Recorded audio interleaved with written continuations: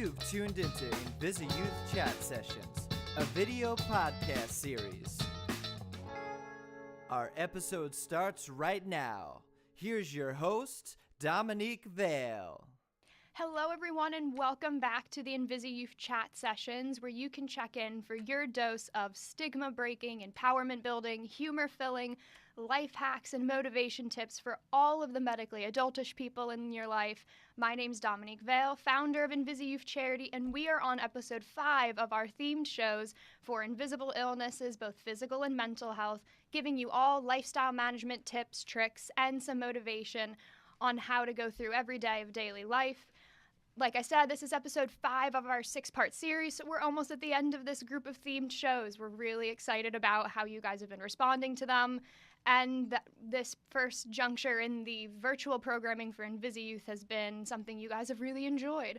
Like all the other episodes, I get to talk to some of our guest experts from around the world, both across the United States, Canada, and England, who are the leading experts in their fields for young adult healthcare, and we get to do a cluster show filled with different segments that are humor-filled, empowerment, and life-tipped bringing to all of you guys on our themed topic. So today I am so excited that our guest is not only a literal OG sick chick, but she is also a friend of mine. It's Shira Strongin. She is an award-winning activist from California, who, when she is not in her first year of university classes, has been fighting for healthcare rights of those with rare diseases on Capitol Hill in Washington, D.C. Shira, for years now, has been running an online empowerment community for young women with all chronic illnesses, and this is inspired by Shira's own daily life living with different rare diseases herself. Now, this is called Sick Chicks, and recently Sick Chicks has become a 501c3 nonprofit organization. So what Sick Chicks does is they aim to empower and unite young women around the world that are living with various types of illnesses and disabilities. I'm really excited because Shira's been a part of the INVISIYOUTH family since the very early days of the work that we've been doing, even hosting one of our LA events for us. So we're really excited, like I said, to have Shira on the show. And like I had mentioned before, she is literally the original sick chick. That is a pun intended for her charity. So welcome, Shira. How are you? Hey, Dominique, thank you so much for having me on today. I'm so excited. So excited to have you on, too. It's like having a chat with my friend who's also a badass activist, so I'm really excited. So I'm going to give you the mic for a little bit so you can tell the people in your own words a little bit about you and your health journey and Sick Chicks. Sounds great. I mean, you did a great job summarizing. Well, thank you. So yeah, I like to say that I'm sicker than your average chick, quite literally. I have multiple rare diseases and am actually currently technically classified as undiagnosed. For years, I was misdiagnosed with one thing and then kept jumping from diagnosis to diagnosis. But at the end of the day, we still don't really know what's wrong or what's causing all of these issues. So that gets very frustrating. And I think that's also been a huge reason why I've lean towards advocacy, because it's really hard to plan a future when you have no prognosis, but there are ways that we can get these answers now with scientific discoveries and different legislation to empower the scientific community to do this research. So that's something I'm super passionate about, and especially the women's rights aspect of everything. I mean, as you discussed, Sick Chicks is all about empowering, badass, uniting women. And it's super, super exciting to be able to bring together this group of girls, because I don't know about you, I'm sure you've been in similar situations where when you get sick, the first thing that you're taught is, well, that's really sad and you're just going to have to accept it and learn to live with it. And that didn't work for me. I wanted to take this experience and do something to make lasting positive impact. And I didn't want to be this damsel in distress. I hate that narrative more than anything. And it's so common in the sick and disabled, chronic illness, mental illness community. And so Sick Chicks really aims to combat that and to bring together young women to say that you are more than this damsel in distress. You can save yourself. And there's so many different avenues that you can do that through. It doesn't have to be legislative advocacy. It can be writing. It can be music. It can be raising awareness, whatever it is you want. But don't just sit back and accept what you're going through. Yeah, absolutely. And I love that because it took me many, many years before I got an actual diagnosis. So living in the like limbo undiagnosed world is what a lot of people go through for many years, and they feel like until they get the term on a script, they can't really do anything about it or do any advocacy about it because they don't have a term to define what's going on medically. So I love that like from day one, you always really have been advocating with diagnoses and then them changing and then not having them. And that's been really great for a lot of the young women that since I've been able to know Sick Chicks and know you, that you've been able to kind of unite them just on the health journey, regardless of what type of illness they have or where they live. Thank you. And yeah, I think that's a really important point to touch on because for so many young women, our experiences, even if we have different illnesses or disabilities, are so uniting because of that threat of sexism in medicine, getting misdiagnosed and being told that, for example, when my stomach kind of stopped working, I was told that it was an eating disorder, which is a very serious illness in itself and separate, but also you shouldn't just assume that it's an eating disorder because I'm a young woman. Yeah, it's not the throw out term to use. Exactly. And like I said, it's a serious illness in its own right and deserves to be treated as such. And it's very frustrating that doctors just kind of use it as a catch-all term or, it's just anxiety and things like that get so frustrating. But that's why bringing together this group of women that no matter what your diagnosis is, what your disability is, what your illness is, whatever it is that you're going through, we all can understand those common threads and we can all understand how difficult it is, to do dating when you're chronically ill and trying to figure out family structures, if you can or can't have kids, what reproductive care looks like, and all of these different things that are very kind of uniquely women experiences. Yeah, absolutely.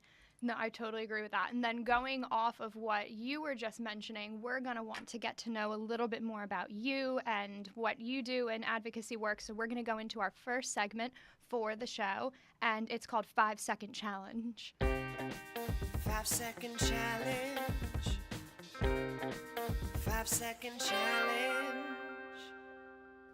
All right, guys, with 5 second challenge, it's pretty much exactly what the name says. We're going to be testing Shira on herself and giving her 5 seconds to answer all these different fun questions so we can give her the first thing that pops into mind and all of you can get to know a little bit about her. All right, are you ready? Ready as I'll ever be. Let's do it. All right, what is your favorite medical accessory that you've personalized? IV pole. During the holidays, I put twinkly lights all around it, and it's really fun and cute. Oh, I love that. All right, best 3 courses you've taken in high school or college so far?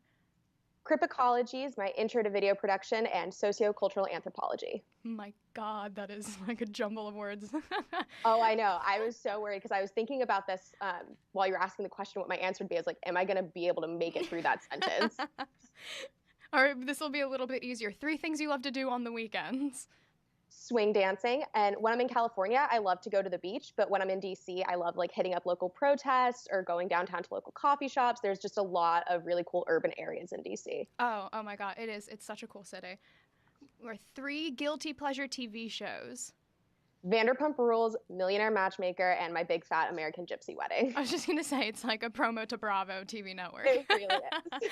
Just like a little bit. Promise I'm not sponsored by them. They don't even know I exist, but I'm obsessed with them. They should. Bravo, are you listening? Hello, hit me up. What is your favorite thing to change about your style?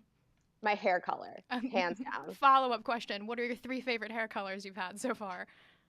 Purple, blue, and I think I actually really liked it when my hair was like almost black. It looked really cool against my pale skin because I looked kind of Snow White-ish. Yeah, and I love that complete side note to the game that I met you with your blonde hair, and then everyone I spoke to after was like, wow, you met Shira with her actual blonde hair? That's amazing. It was hilarious too. There was this award ceremony I was at, and my headshot has the long blonde hair, my natural hair color. Then the video that they had me with like short bluish purple hair. And then in person, when I was like speaking and, accepting the award, I had short brown hair. And they're just like, I don't know what to do with you. Are you the same person? What's happening here? Your driver's license must be really confusing to anyone who sees it. Oh yeah. All right, what about your 3 dream vacation destinations? Amsterdam, Thailand, and Iceland, actually. Oh, Iceland's a bucket list for me too. I love that. So, let's do it. Let's do an advocacy trip. Just there like we go. Go. Go to Reykjavik, 100%. Do it. Yes. See, and you can even pronounce the capital because I can't. So. I can't spell it though. Don't ask me that one. All right. Okay. What about your top places that you love in California? I actually don't do a ton of traveling within California. I don't know why. I usually just travel like within the United States, but Yeah. I love Mill Valley and like Marin County area, San Francisco, and then Carlsbad down in San Diego is beautiful. Oh, okay, cool. So if you had to move anywhere else outside of California, where would you want to move? Like top 3 or 4 places? Okay. Definitely DC, which is where I'm currently living. New York would probably be second choice, Ooh. and maybe London or Portland would be like the top 4. Oh my God, and I wanted to go to college in Portland too. What the heck is That this? was one of my like on my list. It was Portland, DC, or New York. Those were the places I was looking for school. See, this is right here. Yep. If you had to do your dream speech, where would you want to do it, and what would you want to talk about? I would love to speak at the UN and talk about sexism in medicine being a huge crisis and the importance of access to affordable quality healthcare, because I think those two really tie in together, and oftentimes people don't see the connection. Oh my God, I love that. So at this, if you had your own dream summit panel, who would be like the 5 people you would love, like favorite activists you would want on a panel with you? Okay. I'm obsessed with Emma Watson. Like, yes. Just like a little, but like a lot obsessed. So definitely her. Having Chelsea Hill, I think, would also be really cool to discuss this on a panel with her. She's from the Rolettes. She's amazing. Paige Moore, who you did an interview with, is amazing in her own right with all of the women's issues. Same with Annie Sagara and Kayla Haber. Cool. And I know who all those people are. Seriously, they are like amazing all incredible, women. Aren't they? Amazing women, seriously. So what would be your favorite sick chick catchphrase? Definitely, she wears her strength like the perfect shade of red lipstick. That was such an unintentional catchphrase. I wrote it talking about a close friend of mine who had passed away, and now it's just kind of become this motto. And then also, it's hard enough to fight the patriarchy without adding fighting your own body to the mix, because I think that really sums up our advocacy work too. Yeah, no, absolutely. What about if you had to take a dream selfie, who would you want in your selfie with you? Emma Watson. There we go. I had a feeling it was going to be her if I thought about it. Uh-huh. All right, so if you had to join a TV cast, which one would you want to join? Brooklyn Nine-Nine.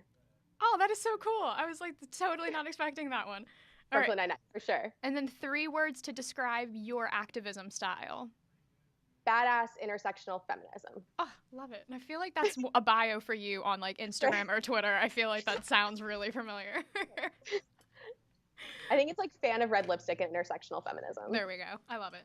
So guys, now that you've gotten to know a little bit more about Shira, we're going to go into our second segment, still having a little fun with her, but also giving you guys some life tips and tricks. We're going to play Life Tinder Challenge. Life Tinder Challenge. Swipe right.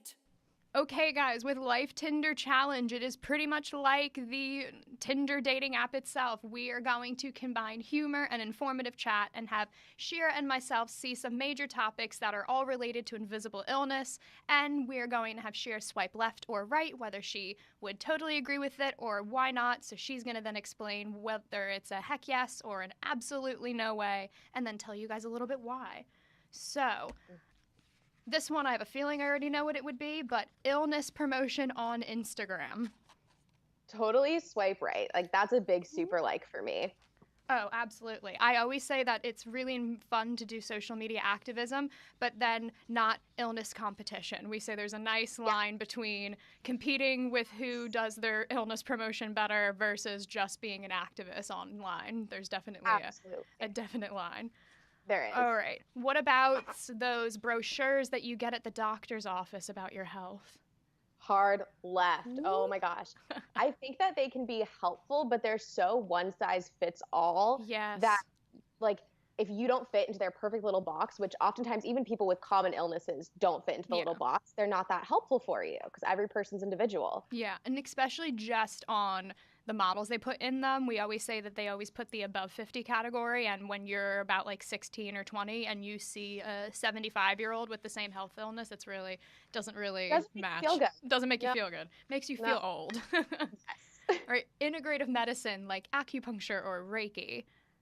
So for me personally, it's a left. I just haven't found it that helpful, but I think in general it can be amazing. And if it is helpful for you, then swipe right. Yeah, no, definitely. I know for my personal health experience, acupuncture was really great to add on to help with the side effects and symptoms I had with my chronic illnesses. So it was good. But I always say you have to try different types and different people because everyone's similar to Western medicine. Everyone's trained differently and has different beliefs. So it's sort of what works on your end.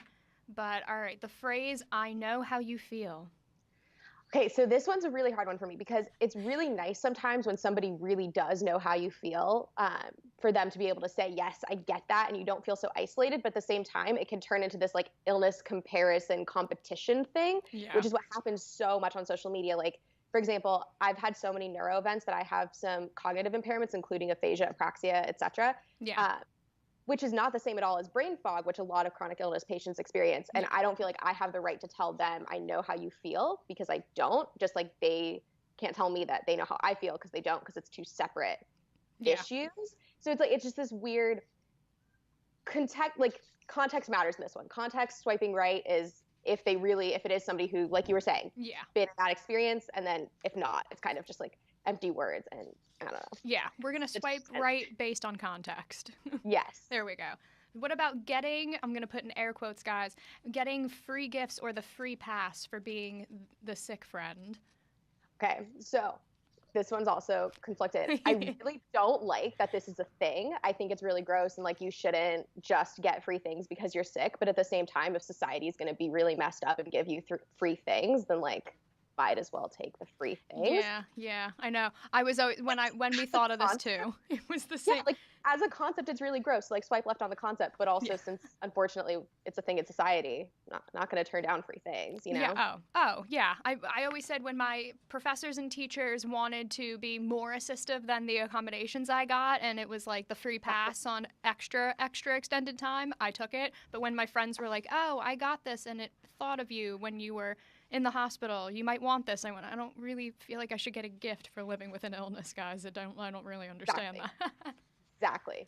All right. What about this one? Is sort of similar to the Instagram illness Instagram promotion, but when people sort of put, especially the media with celebrities, when they deal with chronic illness, and there's that we call like the snapback effect, where they were in the hospital or in a treatment, and then 3 weeks later they're out and they look fantastic and they say their health is perfect. Swipe left on it because I just don't think it's that honest. I mean, it's great to show those kinds of stories and show that, you know, people can get better and like live functional lives, but also chronic illness is chronic for a reason, and nobody looks amazing when they just get out of the hospital. I don't care how famous you are or any, like, you just don't look like a functional human when you get out of the hospital. Or at least I don't. No, I tried really hard. I remember when I got my spine fused, I asked my mom to bring my makeup and a nice outfit so I could actually get changed and leave the hospital feeling like a pretty young lady, and I still felt horrible walking out of the hospital with my balloon, even though my hair looked really cute, but besides that, I felt horrible still. But the fact that you had clean hair is what really matters, because that's a challenge in the hospital. Oh, thank God. I always shout out to my mom, who's been a nurse for over 35 years, and she was like, I got this. I know how to wash hair if you're sitting in a chair. I understand. And it was the best feeling in the world. So good. All right, and the last one, but certainly not least, online support groups. I like to swipe right. I mean, obviously I run one, but I do think that there is that challenge where the support groups can become kind of enabling, because it allows you to stay in this world of only talking to people who get it and not having to interact with people. Because like for me, when I went off to college, it was really difficult to then have to go and explain all of the illness things to everyone. I know we'll talk about that later, versus like when you're in an online support group of people who always just get it, you don't have to go through and explain things or go into details about your health or things like that. So I think it's really beneficial, but you also can't stay online at all times. No, absolutely. I always say that I have always, especially with the chair with INVISIYOUTH, I always had the opposite effect, that I didn't know anyone who had any sort of chronic illness until I was building INVISIYOUth 4 years ago. So all of my friends were healthy and able-bodied, and so that was very challenging, that I for years had to only do was work with healthy people and explain to my friends what was going on. But then after, when I met people like yourself and I didn't have to explain, it was like the most refreshing experience when, this is so easy now. You all just sort of get it. It's amazing. And you don't have to go through, like, that they're not going to freak out when you just say, oh, yeah, I just got out of the hospital, versus people who aren't part of this world and don't understand that we get in and out of the hospital all the time. They're just like, oh my gosh, you were in the hospital. It's like, no, it's fine. It's all okay. Yeah. When your friends have illnesses, their response usually is, how quick was your discharge? Because mine took hours. Exactly. Oh my God. So we just finished Tinder. I guarantee you probably had a lot of matches. Congrats on that. Thank you. It's really special now. Yeah, right. So now we're going to go to our third segment, which is pretty much, if we could pick a segment that would be defined and perfect for Shira, it would be this one right here. We are going to start with Rebel Game Changer status. Rebel Game Changer status. Okay, guys, with Rebel Game Changer status, you know what this segment's like. We get to go with our special guest on building a step-by-step guide on how you guys can become better advocates from all aspects of life, daily with friends, all the way up to doing work with charities and legislation. So this is why INVISIYOUTH likes to call these people Rebel Game Changers, so that they can change the game on how illness and disability are discussed. And so this is a big way for us to make waves for young adults living with invisible illnesses especially. So I know for you, Shira, you started doing a lot of advocacy work as a younger teen. So for you, how did that really come about? Because were you more like as a vocal person with family and friends in general, and then that sort of led a good way? How did that start for you? So it's actually really funny is Sick Chick started as a blog that I was writing under the pen name Sick Chick because I was too scared and too ashamed about my illness to come public and, put my name attached to it. And even I think my extended family didn't know it was me. Only my immediate, like my parents knew that Sick Chick was me. And this was before social media. So people really went to blogs to get their information and to find people to relate to, because there weren't Facebook groups or Instagram or anything at that time. And my blog blew up. It got so big, and I started being asked to speak at national conferences and things like that. And I wish that my first reaction was like, oh my gosh, amazing.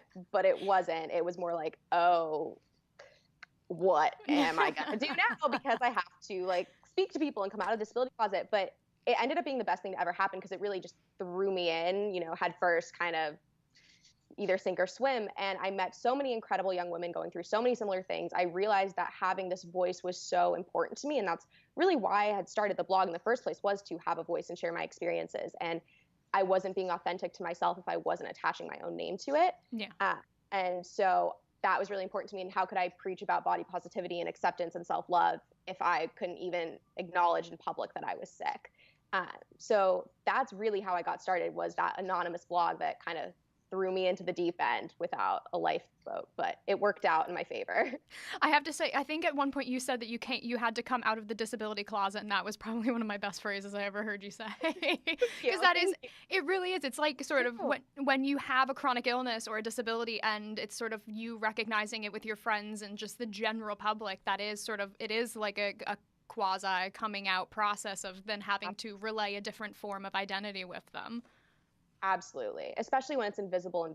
Yeah. Because when it's invisible all the time, it's difficult. But when it fluctuates between visible and invisible, it's kind of this limbo area of having to explain, oh, yeah, well, today I'm in the wheelchair, but tomorrow I might not be, or I might be using a brace today, but I'm not. Like, it just gets really difficult. And that's an important piece of that coming out. Absolutely. Because that actually goes into what I wanted to ask you next was, so especially with your activism, and then even with my own and with a lot of young people who come into INVISIYOUTH charity, or even with Sick Chicks, your health sort of fluctuates that pendulum between visible and invisible illness. So for you, how do you approach doing activism or even interacting with people? Do you change the way you do based on how your symptoms or your health is at that point? Definitely.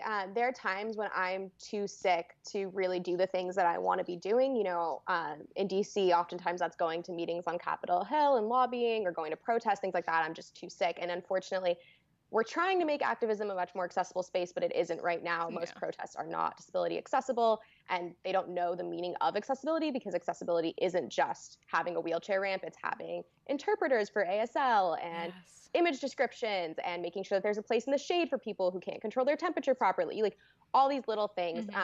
So what I do on those days, though, is I get more active on social media. So I'll get more active into writing. I'll submit op-eds to different places. I will email my representatives or senators so I can still stay involved when I'm not feeling as physically able to go out, but it's just not the same.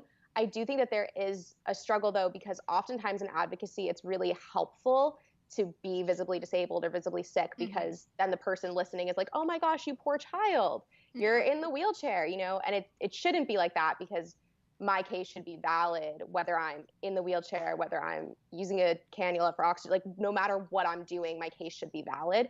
And I think something that's helped me with that is explaining that to people and kind of calling them out on it and saying, you should not take me less seriously just because today I look good, because that is not a guarantee, and healing is not linear, and my whole process is not linear. So by doing that, you're feeding into the problem, and generally they respond pretty positively to that. Yeah, absolutely. What I like to say is when it comes between invisible illness and visible illness, it's sort of activism becomes either reactive or proactive. So if you're living with a visible illness or disability, you have to be very reactive to the way, like you said, people will immediately give you sympathy, or they'll start doing things that you can do and you're capable of, but they'll start overly like opening doors and asking if you need things and bringing things to you directly because they physically see what's going on. But then on the invisible illness side, you always are trained that you have to be proactive, because you have to explain to everyone why you need assistance or why you need accommodations. So it just sort of alters the way. I always say I have to be an activist every time, but I have to be sort of on my game at all points, because I'm either going to react to how people see the way I look or feel, or I'm going to have to be proactive and then just explain to them what's going on too. Absolutely. That's actually such an amazing way to explain it. And I really like that. I'm going to start using that for people. I'll give you credit. Thank you. I love that. So on my end, that's what I want to say. We said in the beginning that you pretty much are like if I opened up a dictionary and looked up what we would want as a rebel game changer, it would Shira. I did the name. I said I was going to. I said it. Shira Strongin, because literally your last name is like, you are strong in every aspect of life. Yes, I made a pun, and I'm sure loads of people have. I love it. It's actually really funny because in LA, it's such like Hollywood culture out here. And people will ask me if my last name is a stage name. Like, first of all, why would I need a stage name? Like, that's I really, actually, when I first met you years ago, I did think it was a stage name until I knew it was your birth name. It's so funny, but like, to me, like if it were Shira Strong, I could see it. But like Shira Strongin, like that, I don't know. But it does work out really well. And it's kind of a nice reminder that, I am strong. I can handle this. I am capable. Yeah. And it's definitely been an asset to me in advocacy. No, absolutely. So now that we know that you are strong in being a game changer, I wanted to know, what are ways that you say you like to be a rebel against stereotypes, especially a big one with invisible illnesses, but also that mentality that young adults and young people shouldn't have a voice and they shouldn't be advocates when they're teenagers or in their 20s. What are ways that you suggest or that you've been able to rebel against that? Definitely when it comes to not having your voice thing is being super active. My big passion in advocacy is legislative advocacy. So that's where I shine. But everyone has different venues and avenues that they take with their passions. Yeah. And within legislative advocacy, it's this thing, especially as a young adult, because people don't think that you should get involved until you're 18 and can vote. But actually, representatives and senators like to listen to you more if you're younger, because first of all, you're an upcoming constituent for them. So whenever they run, they want to know that they can count on your vote. And second of all, there's such a movement right now to listen to the youth, to listen to the teens, listen to the young adults, that they want to know that you're on their side, because social media is huge. And their older constituents aren't on social media tweeting out, versus their younger constituents are the ones that can make or break them with a tweet. Yeah. And I think one of the big things was like when I would walk into offices when I was only 13, 14 years old, completely on my own, and they'd be like, who are you? Why are you here? Where are your parents? Exactly. Like, actually, I'm here to talk to you about X, Y, or Z legislation. And I would have done all of my research before. I would know all my points. I would know all the counter arguments. Then they'd leave saying, wow, like, you really know your stuff. Like, I want to listen to you. I want to consider what you have to say. So that's definitely a way that I rebel against the traditional stereotype, especially with young adults not being as knowledgeable about politics or legislation. That's one thing. I think more on the invisible and social side, I rebel a lot in the reproductive care avenues. I recently went through a journey of fighting for a surgery called an endometrial ablation, where they basically go in and destroy the lining of your uterus so that you don't bleed during a period. You still ovulate, but you just don't bleed. I have a bleeding disorder and I'm on blood thinners because my body's an oxymoron, emphasis on moron, and I get blood clots while not technically supposed to being able to get blood clots. That was not a sentence that made sense. In the circle, we got it. We got it. Yeah. So I would bleed out during my period. I ended up in ICU on multiple occasions, needing full red cell transfusions, etc. And so fighting though to get that surgery was huge because so many people would tell me, it's going to make it that much harder to find a husband.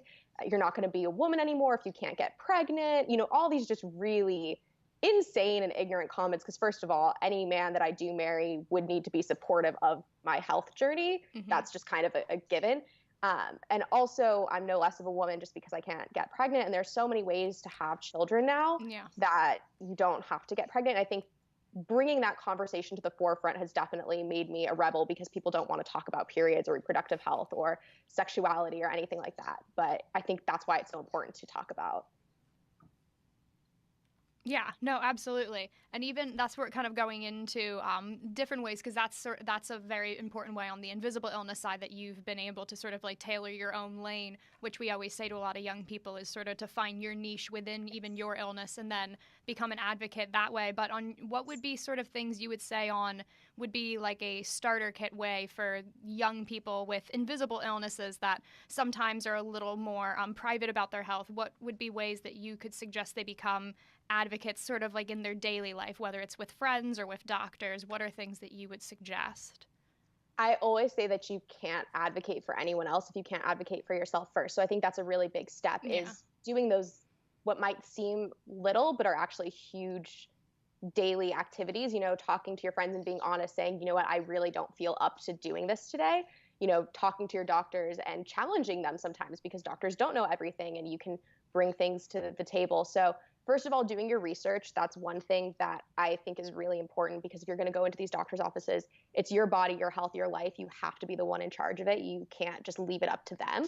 So going in saying, I've done the research on this medication. This is why I don't really want to be on it, or this is why I do want to be on it. What are your thoughts? Telling them that, I'm not okay with certain side effects. Like you might say that those are acceptable, but to me, they're not. Yeah. So starting with those they seem smaller, but they're not. And then within friends, learning how to advocate for yourself and saying when you aren't feeling up to it, and also learning how to get out of those situations. Because I know for me, at least, it can be kind of uncomfortable and I don't want to admit to everyone that I'm not feeling well because it's just an awkward, and then everyone starts mothering you and is like, oh my gosh, what do you need? Can I take care of you? Like, do you need to lay down or anything like that? So what I've started doing is just finding ways to either I have like one really close friend in the group and I'll tell them we'll have like a secret code word that means I'm not feeling great. So we'll both kind of bounce. Or just saying, you know what, today doesn't work for me, but how about rain check tomorrow? We'll all go do something together and I'll pick the place.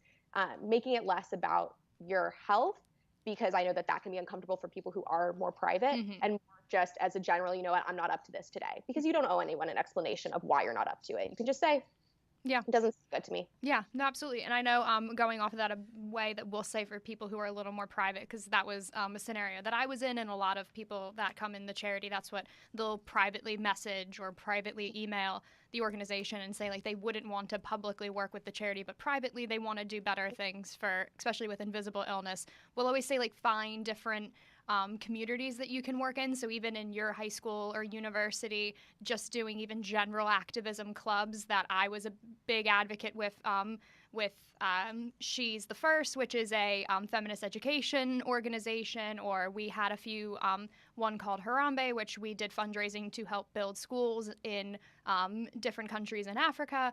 And so I sort of got into activism more on the charitable side, so that helped me become more of an advocate with my own health, or even just finding organizations like Sick Chicks and INVISIYOUTH and volunteering for them in your own way is a big sort of way of getting your own voice as an advocate without sort of involving other people. That's a big sort of step to then take and then it gives you sort of the dry test run of you might like blogging for one charity, but you might like the social events that INVISIYOUTH hosts and we know the Sick Chicks hosts. You might like those sort of involvement in event coordinating, or you might like social media support with other organizations. So there's lots of ways to be an advocate and make change that works best for you.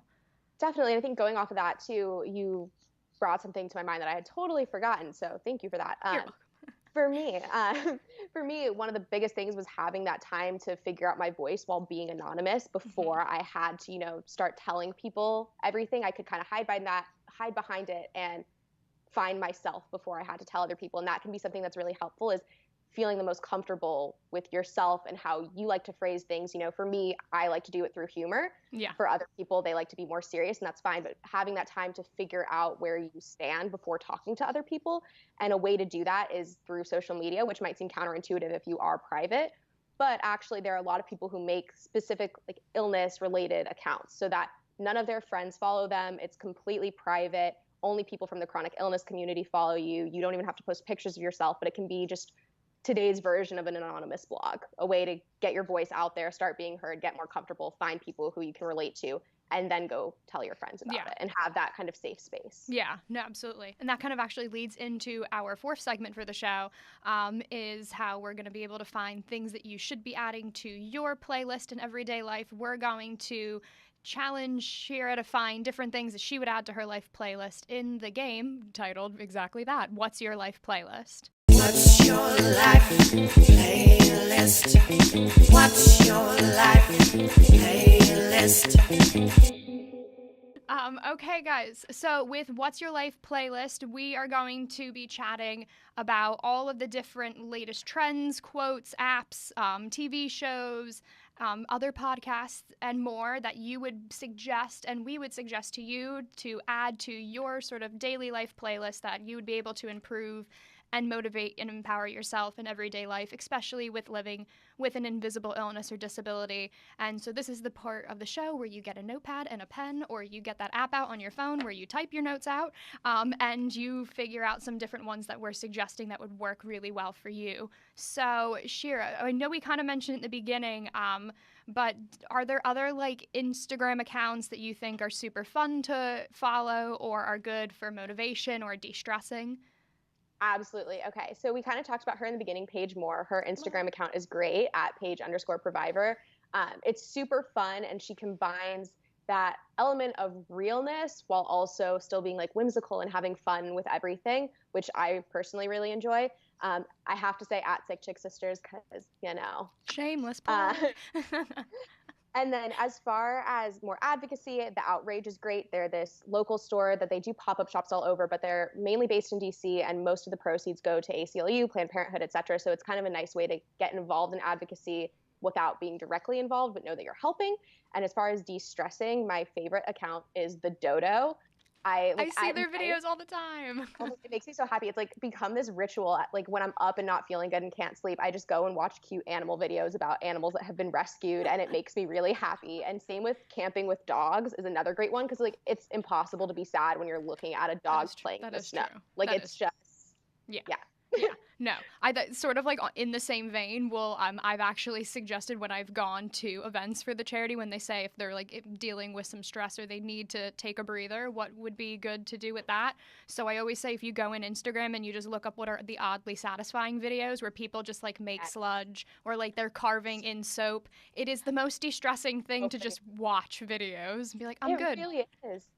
Just like watching people, and it's all like repetitive motion too, so it's just like soothing. Oh, so good. Oh, it's the weirdest thing that'll pop up on my phone sometimes, but that I would add. So what about best TV shows or different shows that you might binge watch if you're having like a bad sick day or if you're in the hospital? What would be a suggestion? So as far as like good representation of medical, I really like the show Scrubs. It's kind of fantastical, but it's supposed to be like that. Like it's not supposed to be a serious drama. So the comedy elements don't get me frustrated. Whereas in other medical shows, it gets frustrating when I'm like, this is so inaccurate. I love the show Veep. That would be another one where like I would totally want to join their cast, but I feel like my life in DC every day is just an episode of Veep anyway, so I don't need to do that. But it's super bingeable. Brooklyn Nine-Nine is great, obviously. Always Sunny in Philadelphia, because the episodes don't necessarily follow a strict order. So if you're really not feeling good or you're in the hospital and you're going in and out of sleep, you can just kind of tune in and be like, that was funny. That was good. And then, of course, Law & Order SVU. I mean, I feel like that's a standard answer. That is just standard in every country as well.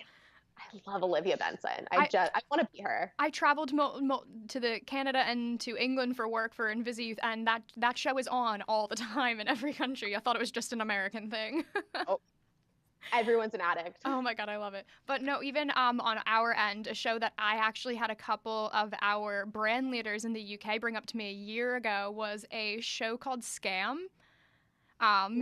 It's actually a show that was in Norway that they had 4 seasons of, but they follow like a group of teenagers in school, but all of the characters have social media accounts as characters, and the episodes air daily for a couple months.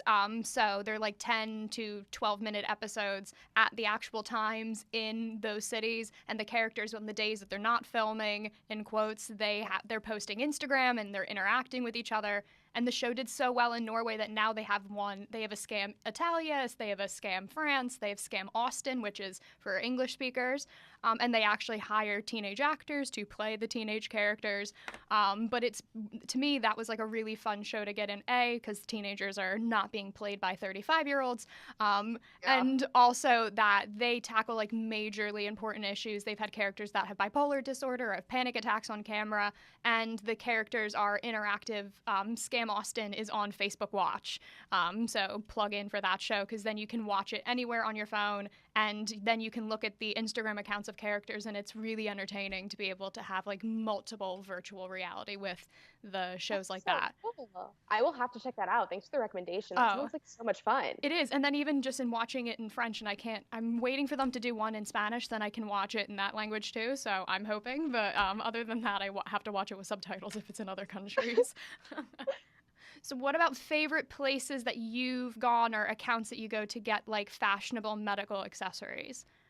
Lauren's Hope for bracelets, hands down. That was actually one of my friend's graduation gifts to me, was like a gift card for Lauren's Hope. And I was like, yes, I can get some really cute Med ID bracelets.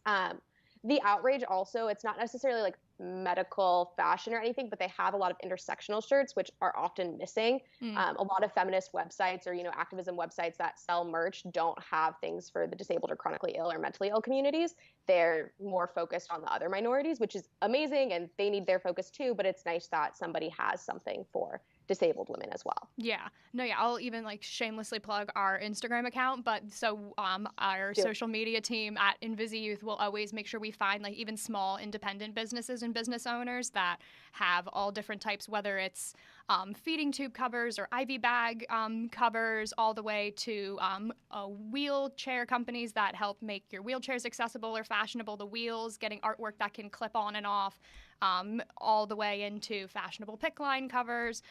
So we have like loads of those in our followers that are just brands that we're super supportive of or have been supportive to us, that sort of really have found their niche in different medical communities. So and I was actually needing a new medical alert bracelet, so that is actually where I will now be looking for that too. It's so funny because with the pick line covers, when I had pick lines and central lines in, I always would just cut socks to make covers. And then like I started to find out that people were actually like making really cute, pretty covers where you didn't just have to awkwardly like cut a sock in half. Like, why was this not around when I had my pick lines in? Oh my God. I know half the time I'm like, why when I need it, it's not cute. And then a year later it becomes cute. It's just my timing. So, okay, last one for our playlist. What would be sort of top gifts, suggestions that you would have for friends if they did, like if you're going through a recovery or like wanting a get well gift, if you were suggesting something to give, what would you suggest? I'm always a really big fan of shirts with like passive aggressive messages when you're in the hospital. Like it's a little thing that makes you smile, makes the doctor smile. Like I had one when I was post-op, said be drug free on it. And obviously I was like doped up on so many pain meds. It was after my spinal fusion actually. And they thought it was hilarious. And then one admission, I was fighting, like kicking, screaming, did not want to go into the hospital at that time at all. And I had a shirt that said, one of my friends actually brought it for me. It said like, I hate everyone. And there was another one that was like, sorry, I'm late. I didn't want to come. And I was like, that is so me right now. So those are nice things. There are also things that you can like wear outside of the hospital and associate funny memories. Dry shampoo for sure, because hospital, like dry shampoo saves lives. Honestly, I don't know what I would be without that. Fuzzy socks are always amazing, especially in hospitals. And they're, again, I don't like when people give me gifts when I'm in the hospital, like balloons or flowers, because they just sink or the flowers die. And it's like, they're pretty to look at, but I would rather, if you're going to get me something in the hospital or for recovery, something that I can use again later, something that like shows you really know me, you know? Yeah, we'll have one big suggestion that we've had, and I've actually had a few friends give to me, and that I've actually sort of paid it forward with some of our older youth too, is like different sort of thermoses or mugs, because everyone will drink something, whether it's cold or hot, and they have to travel for treatment, or if they're home or bedbound. So we'll always find like really cute and actually like mugs that are accessible, because half the times, like obviously this is a really easy one that I have as a thermos, but some of those clip pieces, they just don't work when I can't use my hand. So definitely on that end, we always suggest figuring out if they like coffee, teas, waters, and then adding a little something with thermos is always a nice little gift to give. I like that. That's cute. Thank you. So I'll mail one of those to you then. I won't get you something hot because you're in California. You wouldn't need it. Well, when I'm in DC, I will need the heat. There we go. There we go. You'll have the snow like me.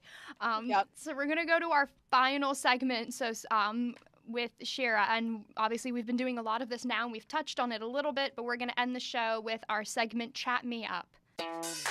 Chat me up. Hey, wanna chat? Okay, guys, so with Chat Me Up, this is the segment that I get to go with our guest and filling out the how-tos and life tips, getting people to talk about invisible illness. A lot of times, obviously, as you guys know, approaching family, friends, or even the random stranger on the street, especially with invisible illness, can be really hard.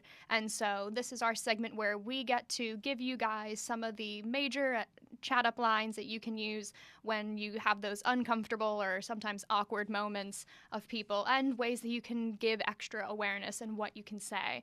So, Shira, I wanted to ask and start this one off with you've kind of touched on it a little bit, but what would be some major kind of conversation starters of when you have to sort of leave with friends and you're having a health issue? What are the ways that you would suggest you get out of that? I know you touched on it a little bit before.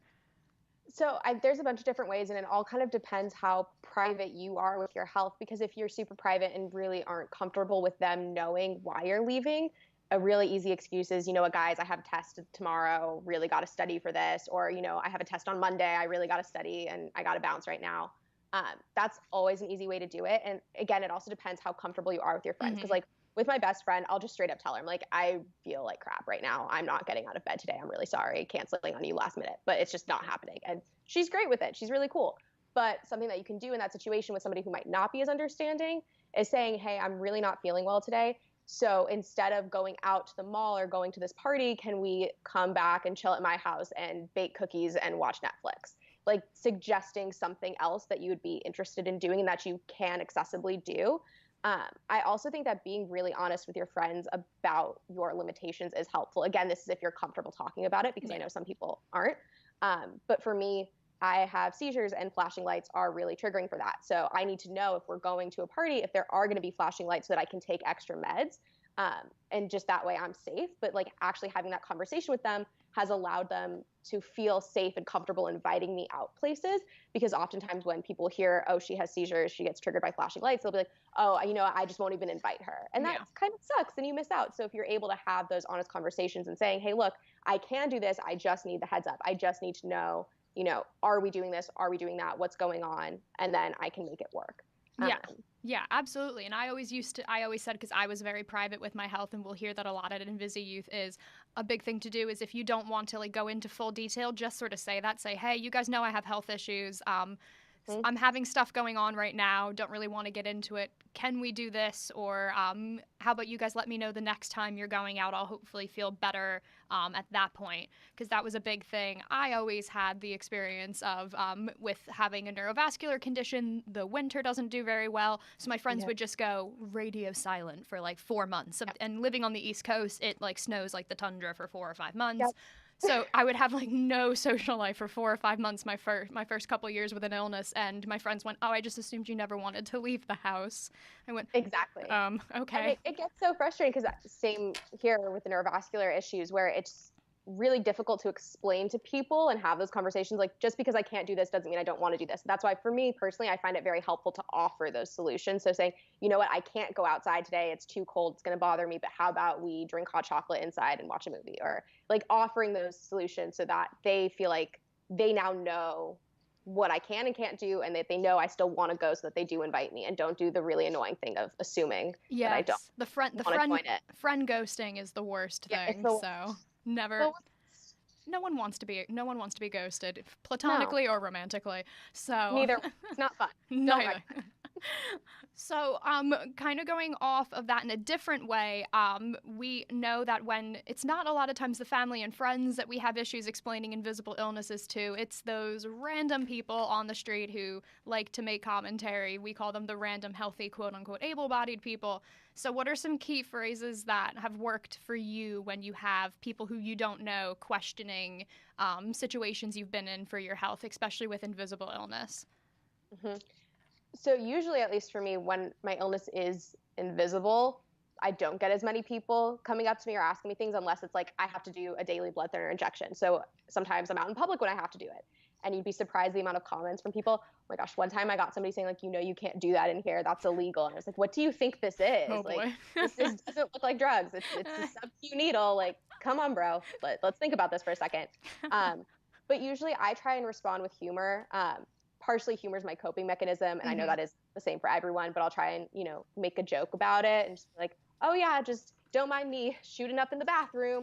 And like, it usually kind of diffuses the tension, because people are like, what is that? And then they realize if I'm laughing about it, they can laugh about it. And it's also is kind of a subtle way of saying, I don't want to talk about this. I'm shutting this down, because if I did want to talk about it with you, I would open the conversation and say, actually, I have this blood issue and the neuro issue and the back, like, all of those things. But by just making a joke, it's kind of, I don't want to.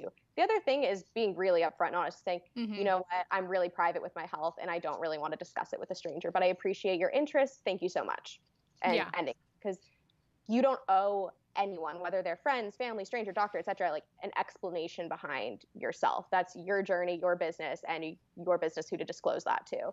So definitely feeling free to just shut it down and say, we'll talk about it. I would have to say that humor is always sort of our biggest suggestion too, is I'm very sarcastic. So my humor can either be taken as blunt comments or go over somebody's head, which works in my favor, because then people don't really know, they don't have a secondary comeback of sort of, as we say, the ignorant comment. They don't have a second one because they don't know where I'm going.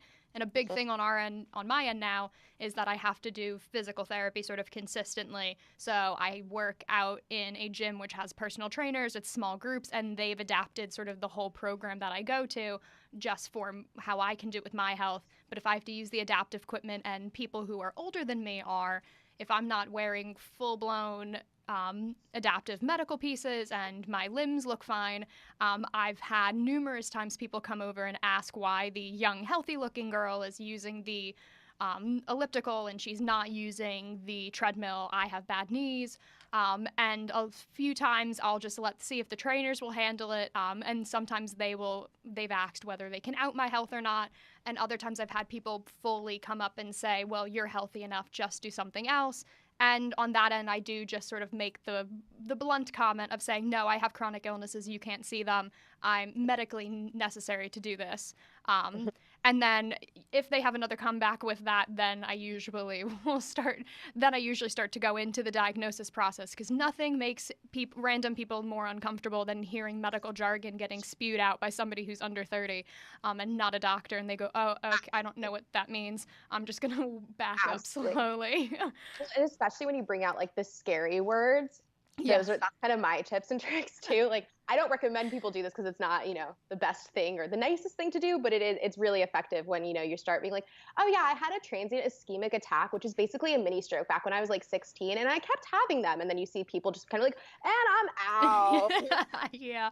I always say, especially with that, because a lot of times it's not, we always say with people who want to get very upset when other people they don't know question their health, especially when it's invisible illness.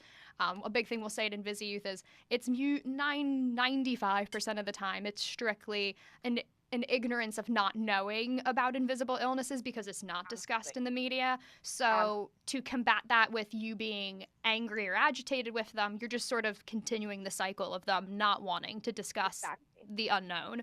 So and it's an opportunity to raise awareness, to say, actually, I have this invisible condition that you can't see, but it doesn't make it any less real. And some days like today, I'm lucky enough to look okay, and other days I don't. And I would appreciate your understanding about that, and kind of, again, making them feel like a jerk if they're not understanding about it. Yeah, no, absolutely. That's a big thing that we'll always say is trying to kind of be able to help the people who don't have sort of firsthand family experience or personal experience with invisible illnesses. You unfortunately are kind of like the walking dictionary of the community at times, Absolutely. so you have to be able to explain to people what's going on. Absolutely. So kind of going off of that, what would be ways that you would sort of say are the best sort of conversation starters when you have friends of yours that want to either ask questions?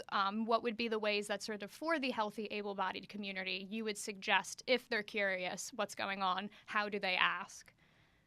So first asking if it's okay to ask, because oftentimes personally, like, I'm not in the mood to discuss it, but I might be at a later time. So just saying, hey, is this an okay time for me to ask you some questions about your health is a really great way to kickstart that conversation, because it puts the person with the illness in control, which oftentimes they can feel super out of control, especially in these situations where they can't predict the questions that are coming. And I think another question is saying, what do you think that I need to know? What is important for you to tell me? Because for me, I don't really need to go into my whole medical history, but if I'm hanging out with somebody, they need to know that I could have a seizure and what to do if I have a seizure, and they need to know about my bleeding risk and all of those kinds of things. So I'll say, these are the things that I think are most important for you to know and how to react in those situations.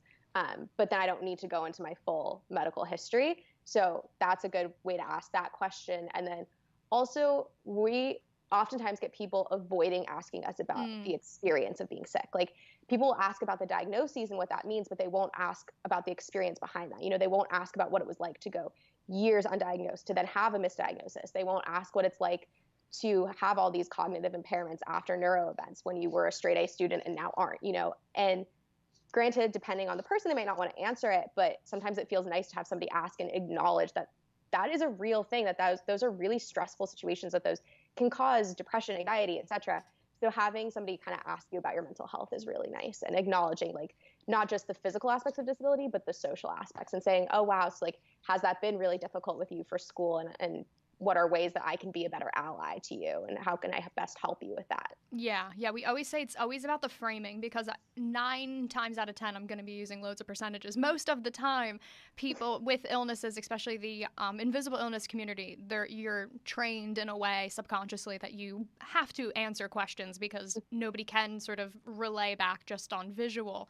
So for you kind of have to be able to be a little more comfortable to sort of have your friends frame the question a little bit better, because they're going to want to ask. And I always say, don't try to start out with humor. If you tried to make the joke going, oh, so you were in the hospital before, oh, the last time I went in the hospital was for the flu, and you went, it's not the same thing. It's not funny. No. So I always say, try and frame it going, I know I don't understand your experience because it's chronic illness, but this is the best I can get to relating to that one time I was in the hospital. And it kind of finds some sort of a quasi-middle ground for both people, and then you can kind of say, well, take your experience, but add this, this, and this to it, and that's what it was like for me, or this is how it feels on my end.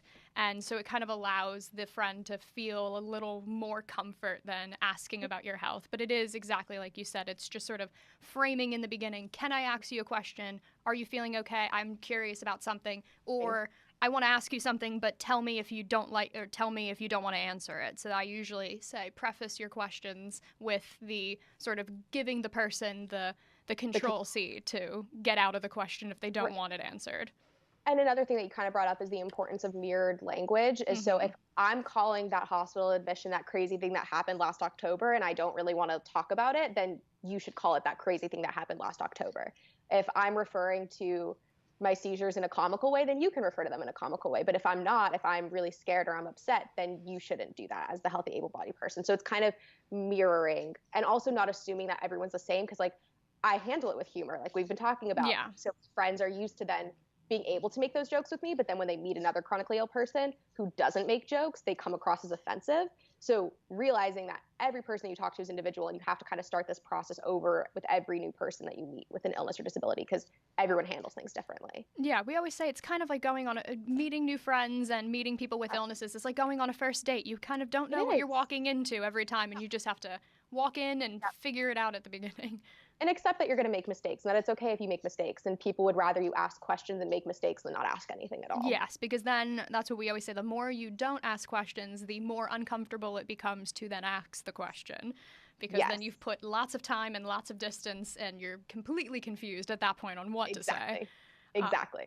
So kind of ending on this topic here, I wanted to ask you, in terms of the invisible illness community and bringing awareness to it, what would be some of your tips for people wanting to get into advocacy work, whether it's sort of the legislation or charity work side that you do and that I do, or even just sort of on the day-to-day of wanting to be more of an advocate with doctors or with their family when the illness is invisible? What are your major suggestions and tips for that? The biggest thing is research. Know your body the best, because when you walk into these doctors' offices and want to advocate for yourself and want to be able to say, well, this is why, you want to, yeah, exactly. You want to be able to say, this is why. You want to be able to say, well, I have this condition. I know that it doesn't look like I have anything wrong with me, but here are the actual things going on inside of my body right now that you can't see. And explaining it in medical terms to doctors is really helpful for them oftentimes, versus for people who in charity work or legislative advocacy, explaining it in more human kind of terms. Not that doctors aren't human, although sometimes they can seem very it's questionable. A little robotic. But kind of tailoring your speech to your audience. But the research, I think, is really the biggest thing, because when you have a visible disability, it's an automatic justification of like, okay, well, I'm disabled because I'm in a wheelchair, versus when you're invisible, it's kind of like, well, I'm really sick. And then everyone's like, but why, how, what? So if you can show them why, how, what, how the process works, why it's like this, why some days you can be seen and can't be seen, that's really helpful. And I also think that being authentic is so important, because even with invisible illnesses, there are still visible components that if people know you well enough, they'll pick up on. Like, one of my best friends can always point out when I'm not feeling well, because she's like, your eyes kind of glaze over. That nobody else might notice that, but she does because she knows me so well. Yeah. And being authentic about those moments and not just presenting all the perfect moments on social media or presenting all the perfect moments to people, saying like, yeah, when I don't feel good, my eyes glaze over, my eyes get like the dark circles, I get super pale. Like, so that is a visible way to tell what's going on with me. And that is a thing that happens. And just so that you're aware of it.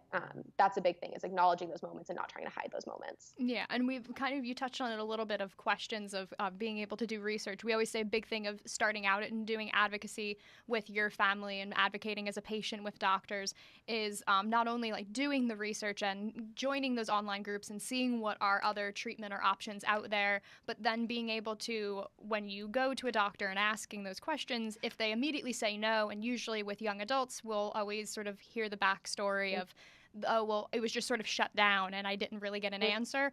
Be comfortable to ask. We always say put in the why factors. Just ask why on that end, why you can't do a treatment, because a lot of times there's countries and state barriers and there's healthcare differences. Your illness might be different than another person on how it's treated. So for us, that's a big thing, is we'll always say to be a better advocate, you have to be able to ask the better questions and then challenge someone to ask the questions. And even going into volunteering and working with a charity or a nonprofit or going into legislation, that's a similar scenario, as well as being able to then take it down into the human story and being able to advocate from like a research standpoint, but advocate as the human going through the experience too. And a big part too is fighting against the ageism that we have to deal with, fighting against, oftentimes in doctors, well, you're too young to make this kind of decision for the rest of your life, or in nonprofit world or legislative world, like, you're too young to be talking about, like, you're too young to be involved in this, and combating that. And research is a way that you can combat that, because you can prove how much that you do know. And it's also a statement, this one is especially for doctors. It's like, yeah, you're right. I am too young to be making these kinds of decisions and being put in these positions, but I am. So I've done the best that I can do. And I know that this is the right decision for my health. And that same thing goes for, legislative and nonprofit advocacy work, is saying, yeah, I know I am too young to have to deal with all of these things, but that doesn't mean that I don't. And because I do, I'm doing all these research, I'm taking an active role, and you're not going to shut me down because of my age, when I'm as capable and passionate about this as anyone else. Yeah. And we'll always say with people, when people make a question of age, because that's a big thing for young adults with any sort of illness or disability, both physical and mental health, is when your age is sort of put into question, you just have to, I always say, you have to just bring out the logic factor of, let's lay out the facts, guys.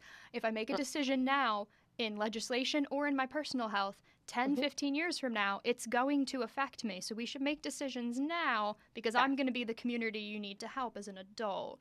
Exactly. So we should make good decisions now so that I'm the group that helps you later on in 15 years.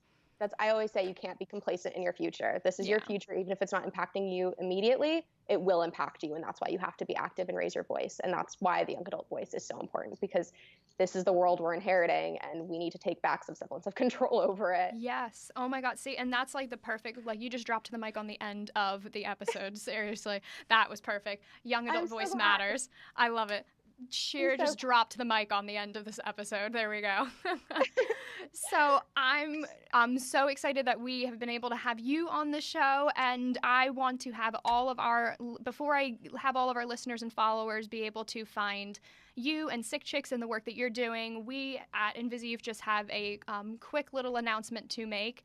So INVISIYOUTH Charity does a lot of promotion and support with adaptive sports and the adaptive arts. And to our supporters over in England, we are one of the charity friends for Superhero Tri, which is an adaptive and inclusive triathlon over in England in Windsor Lake, which has had some of the Olympic Games in 2012 there, and they do adaptive sports of cycling, swimming, and running. We have teams that are competing for INVISIYOUTH Charity. Some of them are brand leaders for INVISIYOUTH, some are young adult athletes, and so our teams are all doing fundraising for us so that we can provide still more virtual programming and events internationally. So we are asking all of our listeners and viewers and supporters, we're going to have a link popping up below, and we're going to have it in the description as well, of our crowdfunding page, so you can learn more about the teams and the event, and if you want to, please donate and support them in any way you can, as well as sharing the work that they're doing of supporting INVISIYOUTH and supporting adaptive sports. I would really appreciate it. My whole team at INVISIYOUTH Charity would really appreciate it. So we're going to have that in the description below. And so now that a little housekeeping is done, I'm going to go back to Shira and have you tell all of the viewers and listeners where they can find you on social media and Sick Chicks. And I know you guys have something coming up in August that you want to talk about too. Yes. So head to www.thesickchicks.com to find all things Sick Chicks related, including blogs, how to get involved, spotlight posts, ambassador programs, etc. And especially this upcoming event that I will mention now. So talked a lot throughout the episode about my struggle for reproductive rights and the importance of having these conversations about sexuality, dating and intimacy and disclosure to a romantic partner, not just to friends, and how that varies with your illness. So Sick Chicks is having our first ever Sisterhood and Sexuality Summit on August 4th in Orange County, California. Tickets are on sale. Thank you. Tickets are on sale right now for $10, and at the door they will be $15. However, we have had so many people generously donate tickets so that if you are a person who really wants to attend but has that financial barrier, please feel free to contact me at Shira Strongin on all social media accounts. And then Sick Chicks Facebook is at The Sick Chicks. Same with our Twitter, and our Instagram is at Sick Chicks Sisters. Contact us there and we will get back to you and make sure that you are able to come. We're also doing a menstrual hygiene product drive for an organization called I Support the Girls that brings menstrual hygiene products and bras as well to women who need them, who might not be able to get them otherwise. So homeless shelters, prisons, etc. Really important, really awesome work. And it's also exciting because we're having some incredible speakers at the summit. We're doing a reproductive care panel and a healthy relationships for unhealthy people panel. And one of the women that I mentioned earlier in my dream panel is actually going to be speaking on it. So I'm kind of dying inside, like a little fangirl moment. But yeah, so that's where to find us. Definitely follow my personal social media accounts. I talk a lot about Sick Chicks and young adult advocacy. Sick Chicks does a lot of young adult advocacy, but if you want to get specifically involved in legislative advocacy, there are a lot of avenues to go through. One of my favorite orgs is Rare Disease Legislative Advocates, and they're starting this new young adult program that I'm helping them to create. So definitely check that out as well. And thank you so much for having me on. This was so much fun. This was more like talking to a girlfriend than I love it. Doing an interview, which was great. Now, real quick, when in August is your summit? What date? Yes. It is August 4th, and it is at Saddleback College, which is in Mission Viejo, part of Orange County, California. Okay, perfect. And then, like we had mentioned before, we're going to have all of the links to Sick Chicks and Shira below too, so that you're going to be able to contact them. Like I said, going onto their website or especially on their Instagram page, you would be able to then get directly in touch with people to go to that summit. For people who don't know, summits are usually massively expensive and very hard to get to. So these are two things that they have just completely crushed it on, of being able to make it accessible and an amazing topic. If I could fly out for a day, I would be 100% going to this. So we Next really year you'll be coming. Next year, absolutely. My albino skin could really appreciate some California sun, probably. Welcome to the sunshine. There we go. And guys, as usual, you can find INVISIYOUTH Charity on Instagram, Facebook, and Twitter at INVISIYOUTH, and INVISIYOUTHcharity.com, and you can find our video podcast series for the video version on our YouTube channel, and for the podcast version on iTunes, Google Play, and now Spotify, as well as so many others. So those links will all be in the description box below. If you're watching us on YouTube, make sure you subscribe, give a thumbs up, 5 stars. We only, the other stars don't work. You have to give 5.